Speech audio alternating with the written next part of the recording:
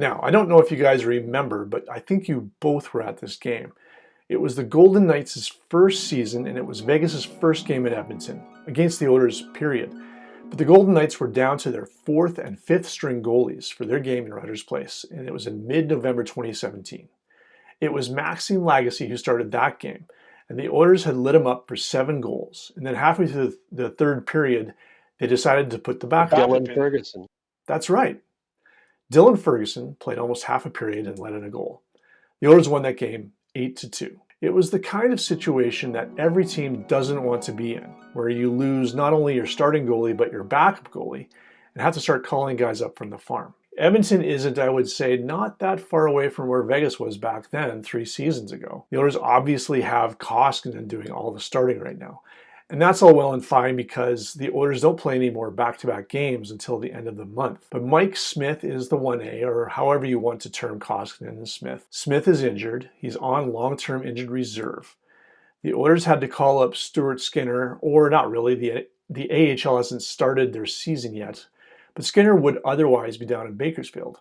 Complicating matters, of course, is the taxi squad situation and how waivers work in the NHL this season in regards to them. I bring this all up because of the Oilers' goaltending situation. Koskinen is being leaned on to be the bona fide starter, and who knows for how long. Before Smith came along last season, Koskinen didn't exactly perform as well as everybody hoped when he had no handcuff really after Cam Talbot was traded to Philadelphia 2 years ago at the trade deadline.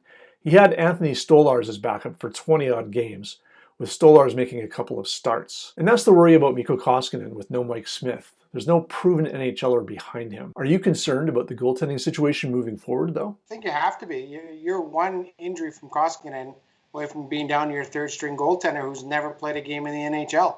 I think this is a situation that, the Oilers were looking for an upgrade in the offseason, and there was a goaltender carousel. Goalies were moving from one team to another. It was a mad rush on goaltenders because everybody knew that you were going to need 3 guys for this season. And the Oilers, for whatever reason, they weren't able to go get and sign a goaltender. They went back to Smith and Koskinen. Smith got hurt in a warm-up.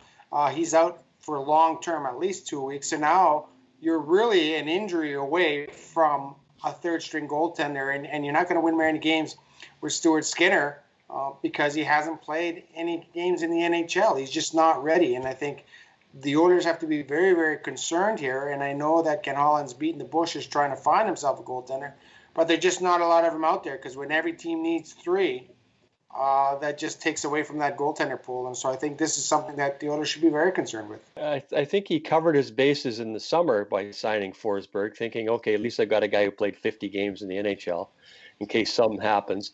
He did try for Markstrom, and the dollars were about the same as Calgary offered. The difference was years. So he decided to sign in Calgary. And then the fallbacks to that were Thomas Greiss and people like that. Holtby signed with Vancouver very quickly, so Holtby was out of the picture. So the fallback was Thomas Greiss, and he wanted, well over $3 million.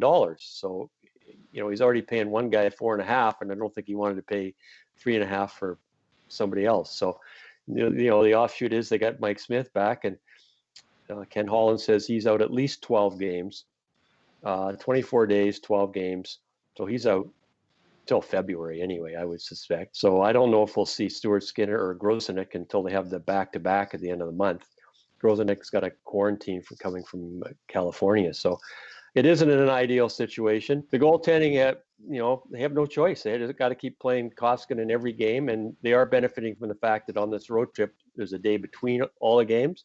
What they aren't benefiting from is practice time. But if you're riding one goalie all the way, can you really go through a whole practice too? What you'd like to do is give that guy a breather and say, don't practice. But he's also got to practice hard and play all the games. So it's not an enviable situation. But, as Ken Holland said to me today, he says, I've been in this league for 30 years.